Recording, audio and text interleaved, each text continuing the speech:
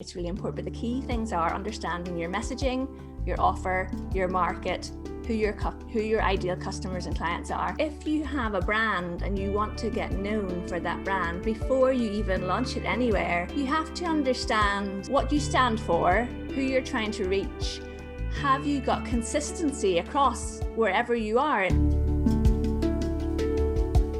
Ladies and gentlemen, welcome to the brand new episode of Sattviko Talks, Scaling Plant-Based Foods Globally. Based on the interest of a lot of businesses, we thought of holding an exclusive session around LinkedIn, how it works, how to build your business online with LinkedIn. In this direction, we connected with a lot of people, and today we have our speaker as Louise Rogan, a reputed LinkedIn consultant and a trainer who works with entrepreneurs, small business owners, and organizations who want to use LinkedIn for business.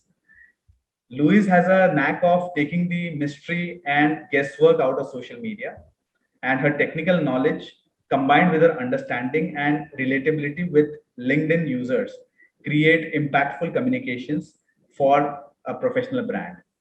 Prior to this, Louise has an IT experience working with a lot of brands for 11 years, and now she is into her business for since last 8 years.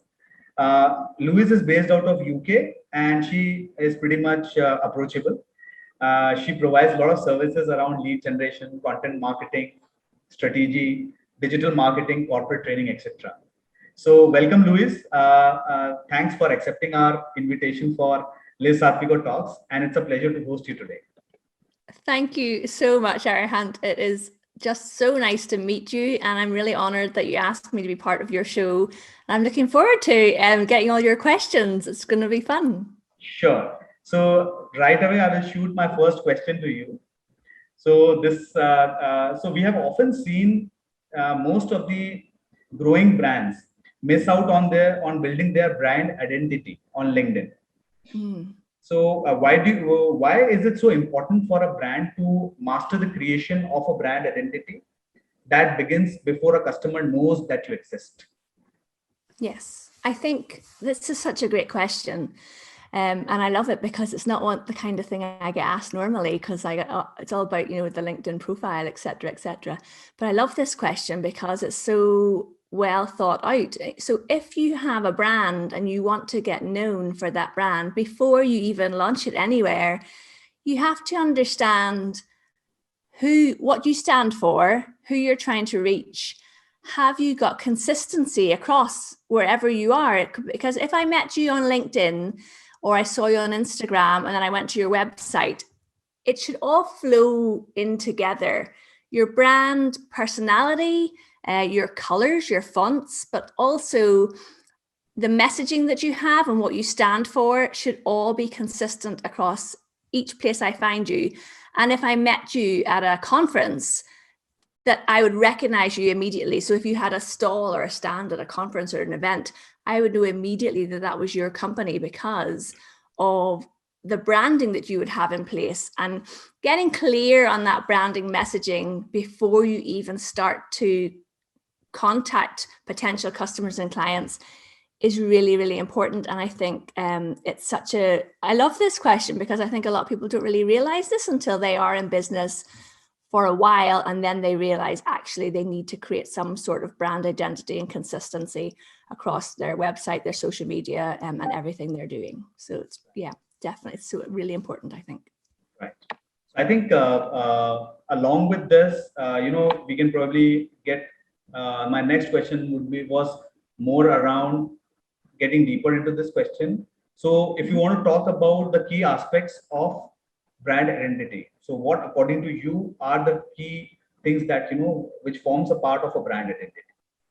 Okay, so understanding what your brand stands for. So what kind of business are you going to run? Are you going to stand for, are you going to bring in politics into your brand? Are you standing for a trustworthy brand? Is it something, do you want to be seen as the experts in the industry? Are you thought leaders within the industry? What exactly what level of the market are you going for? Are you going to be a high ticket brand? Or are you going to be a mass market brand? So understanding your customers, their price point, your offer and where it fits with those customers. Are you aiming for a global market? Are you aiming for a local market? All of these things are so important because they all tie into the messaging and the image and the presentation that you give out to the world. So for example, with my brand, as you said, Arahant, I'm a very approachable, friendly person. That's kind of reflected in my colors. I didn't turn up today wearing a suit, you know, and if you meet me, you recognize me from the way I am online. So when I'm sharing content or blog posts, or I have a podcast called LinkedIn with Louise, I am the same person and I give across the same messaging and the same approach, no matter where you find me on the internet. You won't go to Instagram and think, oh, is that the same person? Because it doesn't really resonate. She's talking about something else over here. Or she's talking about a mass market low ticket offer over here. But actually, I thought when you went to her website, all her offers were at this price point, or she works with corporates. But over here, she's saying she works with startups. So although a lot of people in business, when they start out, say that their product is for everybody, that's quite challenging because you can't actually market to everybody because it just becomes too hard. You want people to be able to refer you business. And when they know what your brand stands for, who you're trying to reach, what your messaging is, your price point, all your market, all of those things, it becomes very easy for someone to say, oh, you need to speak to this company, or you should go and check out that company because that sounds like the perfect fit for you. And that's why, you know, it's really important. But the key things are understanding your messaging, your offer, your market, who your ideal customers and clients are. And interestingly, one thing I have found out, especially with LinkedIn, is understand who else serves the clients or customers that you want to serve, because having collaborations with those people and strategic partnerships with those people can really help to grow your business. Right. So I think consistency is rightly pointed out, and I think it is very important for a brand to be consistent in its messaging. And you rightly took your example. Where when actually I happened to visit your LinkedIn profile and also went over to your website to read more about you, I saw a lot of consistency, the same kind of messaging, the same kind of vision being shared across different platforms. So I think that kind of conveyed what kind of as a brand, as an individual you are, and what problems are you going to solve. So that I think that is something which is a very key takeaway for businesses to identify, and I think that solves a major part of the problem. Yes, understand what actually you're helping somebody with. Yeah. Whether it's they want a plant-based diet. Another example, Arahant, which I love giving people, is if you are a brand that is around health and fitness, and your product, if you like, is a healthy, nutritious diet, helping people to eat healthily and with nutritious food. So say a plant-based diet. But your marketing messages are all about doing more exercise to become healthier. There's a disconnect there. So you might go on to your social media channels and talk about the importance of going for a walk every day, and the importance of maybe starting to lift weights as you get older, or something like that. And then someone is really interested in that and they go to your website to find out how you can work with them. And your website is all about healthy eating. There's a disconnect there. So you have to be clear on the marketing message has to relate specifically to whatever product you're selling, which might sound really obvious, but it's something that a lot of people miss, I think. Just those simple, here's what I'm marketing, here's my marketing message, and it leads directly to what the product or service I want you to buy is. Yeah. So I think a coherence between all the cross platforms that a brand uses. I think it is important that there has to be that kind of uniformity. so that, in today's world, I think more or less every consumer or any client would actually visit all your platforms probably, and look for you, read about you, and get more insights about you. So that flow has to happen. Yes, they say that it takes 7 touch points for someone to decide whether or not they want to reach out to even connect with you. So that could be, for me, it could be that someone connects with me on LinkedIn, watches some of my videos on YouTube, maybe they listen to my podcast, they visit my website, maybe they download my free guide that I have on my website and my newsletter. And then, this is very common for me, Right. 3 months later, they reach out and say, I've been following you for a while, Louise, and I'd like to know how to work with you. And I have no idea they've been following me because they haven't interacted at any of those stages. Right. Because people don't reach out until they are certain and sure that what you're trying to sell them is what they're actually interested in. Right. Yeah. Right. So since now, since you have spent a good amount of time working with LinkedIn, so how can a brand really promote their company culture and vision on LinkedIn? Another brilliant question. So I am very passionate about companies creating a company page on LinkedIn. So if you're watching this and you're not really using LinkedIn yet, when you create a LinkedIn account as a person, so as Louise Brogan, I have my personal profile, and then the company, the brand, has a company page. And on the company page, especially if you have a team of people working with you, if you can get your employees to sign up to be part of the company page, it's a wonderful place to showcase the kind of company that you are and the kind of people who work with you. I've seen this done so well with companies interviewing their staff. Maybe they are all going back into the office, so they do some video or photos of everyone's coming back into the office post-COVID. Or they celebrate milestones within the company, but they include the staff.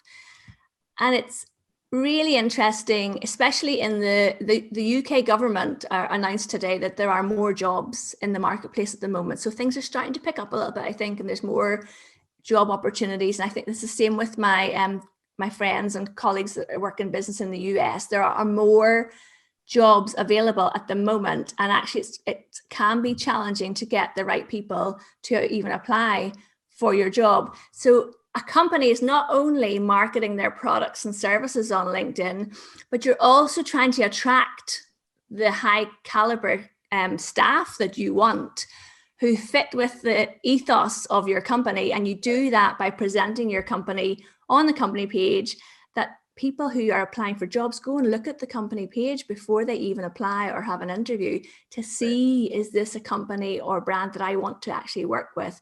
What does it look like? Who are the people who work there? Are they engaged with the company? Are they doing it? Are they enjoying their work at that company?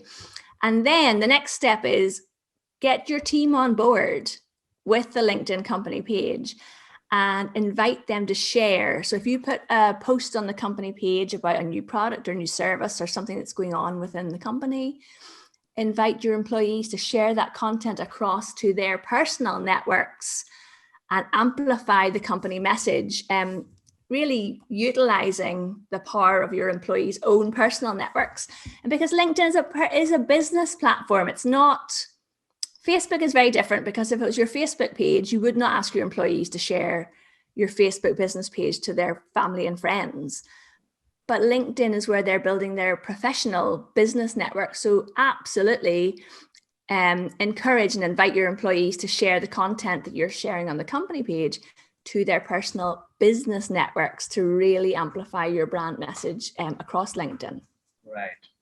Very, very nicely put up. I think this is something which is very important, probably for the brands which are actually now growing and scaling up, who do not have a strong or a bigger workforce right now. But it is very important for them to keep note of this when they are actually scaling up, and work very closely, work as a family with the employees of the company, so that they are actually passionate about the vision that the brand is actually sharing with them. Yes, I love that. Yeah, I love the whole idea of that. And I've seen it done really well Right. with a lot of companies, and especially when you can get somebody who is in management maybe, or maybe the marketing director or someone, to interview one of the members of staff and just talk to them about what they do in a day-to-day role in their job, because people are really interested. We love to know what somebody else does in their day-to-day job. And it doesn't have to be long. It can be like a 2-3 minute video. Right. And one of the things I would encourage clients to do, if they've got a large team, it could be one day a month, do a meet the team video and just introduce one of your members of staff. And it literally can be a 2-minute video of you interviewing your staff member. And it can be like this on Zoom, or it can be face to face, whatever is safest for you. But just ask them, how did you get into this job? What do you like about it? What visions do you have for the company? And your staff will be delighted to be included and be part of it. And that's going to encourage them to share more of the company messaging on LinkedIn, because they're going to feel more included as a whole. Absolutely. And nothing better than to motivate the team than this. Yeah. Yes. True. So, along with, promoting the company culture and the vision, brands also find it very difficult to find those genuine leads. So, LinkedIn is mostly considered as a platform where the brand is searching for the leads, the marketing team asking the folks to share the company posts, that employees not responding to the inMail messages, etc. All these problems are correct. So how does a brand or a company handle that? Okay, so how I work with companies in this way is that the company page very much stays on message. Here are our products and services. Here is how we can be a resource to you, the consumer. And the employees and the key people in the marketing team, for example, if you, instead of always sharing, here's our company offer, you should check out our company offer, switch it around and come at it from being in a place of service. So what questions do your customers and clients have for you about your product or service? Keep writing, literally get a pen and paper, and every time someone asks you a question about what your product is, write it down until you have like a big list, because they start to all ask the same questions, and answer those questions as your LinkedIn posts. So for example, it could be that you are bringing out a new plant-based butter. Right. I know that there's a large company in the UK that does this. Yeah. So you, instead of saying, we've got a new plant-based butter, we really love you to try it, and here's why it's so good for you. Instead of saying that, you could say something like, here are 3 reasons why we think switching to plant-based butter is going to be better for your health, and here are the 3 key reasons. We would love to hear from you if you have other benefits you can see from switching to a plant-based diet, or always asking questions from your network. Have you other plant-based products that you use that you love? We would like to hear from you. So rather than going, just pick up a random object, here's our fabulous product, you should go and buy it. Turn it around and say, we bring out this product. Here's 3 things that we love about it. Have you tried it? What do you like about it? We'd love to hear from you. Or if you've ever seen these in the shop, what questions do you have about it? And if someone's watching this and wants to see this in action, go and look at my LinkedIn profile, Louise Brogan on LinkedIn, and you'll see that most of my posts, I'm asking questions from my network. So at the moment, I'm writing an article for Social Media Examiner, which some of your viewers may have heard of. And it's about mobile page analytics. So I have asked my fellow marketers on LinkedIn, why do they like the idea of having analytics on mobile? Now I have my own thoughts on this. Of course I do. And I could write the article without their input, but people like to be asked about things, and they feel involved with me. And at the end of the day, LinkedIn, you get leads on LinkedIn because you build relationships with people. Right. And how do you build relationships with people? By having conversations with them. Right. Your conversations need to be around the industry that you work in and the products and services that you sell. Like, I don't want you to have conversations about, oh, we're going on holiday to I don't know, Mumbai. Can you tell me the best places to stay? If that doesn't relate to what your products and services are. So I could talk on LinkedIn all day long about loving to travel and backpacking when I was in my 20s, but it doesn't relate to what I sell on that platform. So instead, I start conversations with my network about LinkedIn company pages, LinkedIn polls, LinkedIn profiles, and people follow me on LinkedIn because they know that's what I talk about. And you train your audience to engage with you by asking questions. And when they answer your questions, always reply to them as well and build up that conversational piece. And that will be far better than sending inMails to people who don't know who you are, trying to pitch them your product or service. Right. Bit of a soapbox there, Arhan, sorry. I think that's a great insight, because obviously this is one of the most common problems that we have seen with brands, and a lot of entrepreneurs facing this. And obviously LinkedIn has been considered as one of the major platforms where they can generate some good amount of leads and interact with businesses. But this kind of insight that you have shared is very important, that it is not only about just generating that businesses, it is about maintaining that contact, it is about that continuous engagement, and invoking that curiosity from the people whom you are in regular interacting with, or whom you want to do business in future. Yes. So I think this is a very good insight, and I think the brands should really make note of it. Good. I'm glad that's helpful. Right. One more question that commonly has been asked. That should we really buy LinkedIn Premium? When should we buy it, or why should we actually buy LinkedIn Premium? I like this question a lot too. I get asked this question regularly, and my answer is, once you have got so as an individual, it's a different question for companies, but as an individual, I think once you have an optimized LinkedIn profile, so you fill the whole profile out properly, and if you want help with that, I have YouTube videos on how to fill out your profile. Maybe Arhan, you could put that in the comments below. A good LinkedIn profile, you've started to build your network, you have learned how to post content that people are responding to and engaging with. Once you've got all those bits in place, then the reason I have LinkedIn Premium is because I want to see who is looking at my profile, because that helps me with managing my leads. And I'll explain that a bit more. So someone might join my email list, or they might send me a connection request. And it's not very common for someone to hire me who has been commenting on my posts. So the people who comment on my company page posts and on my personal profile posts on LinkedIn are usually people in my network. The people who hire me tend to send me a private message to ask me about how to work with me, rather than putting that out publicly. And when someone has connected with me and they've maybe sent me an inquiry, if I then look at my LinkedIn Premium, shows you who has viewed your profile in the last 90 days. And if I see that, so say someone called Mary sent me an email last week asking about something, but didn't say she wanted to work with me. And then I see that today she's looked at my profile again today.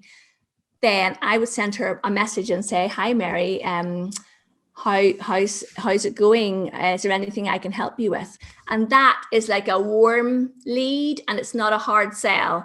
And that usually starts a conversation with somebody that can lead to business. Sometimes it just starts a conversation with someone who ends up signing up for my email list or subscribing to me on YouTube.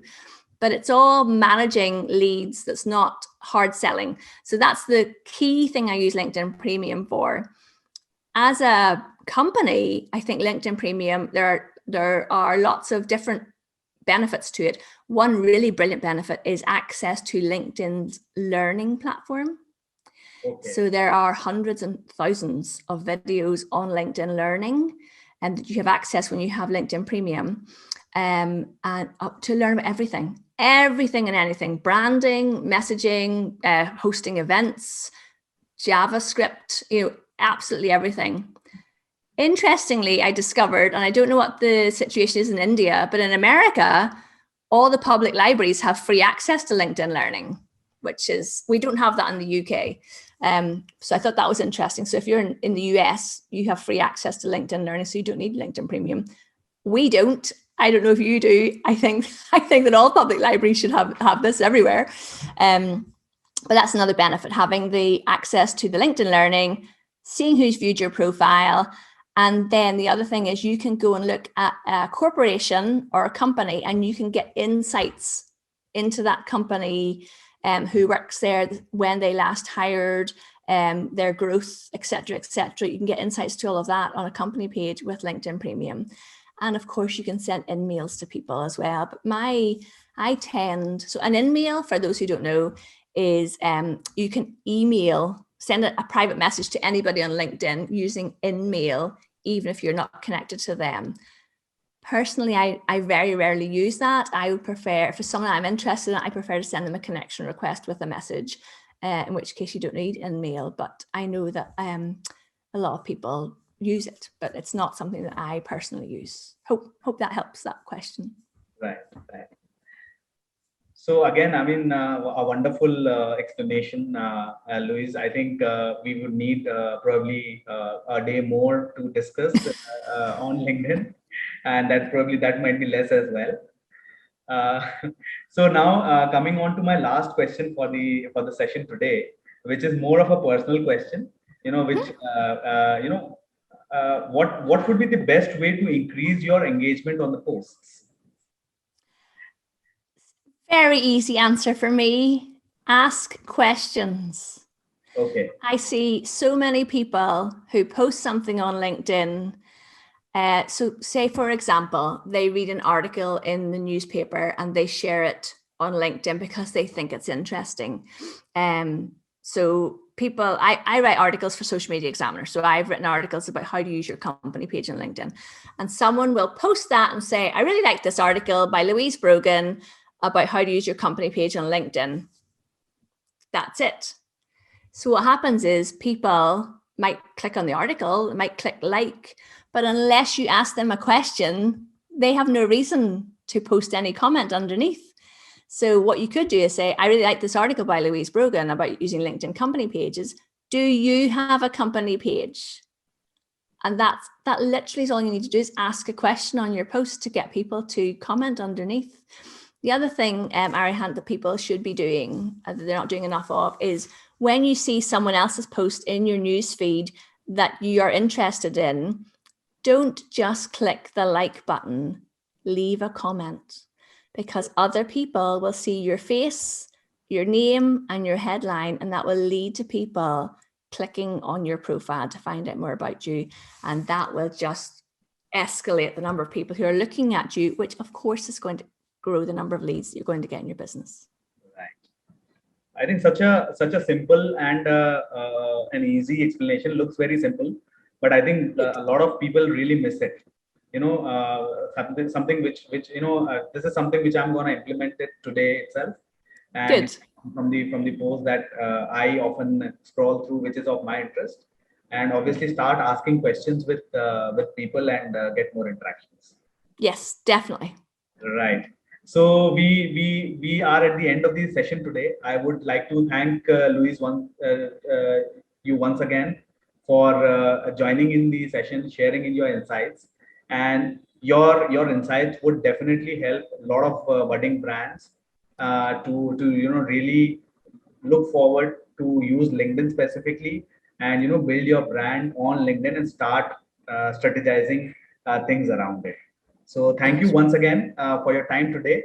It was a pleasure interacting with you again. Arihant, thank you so much for inviting me. It's the start of my day here, and it's a great way to start the day. So thank you very much.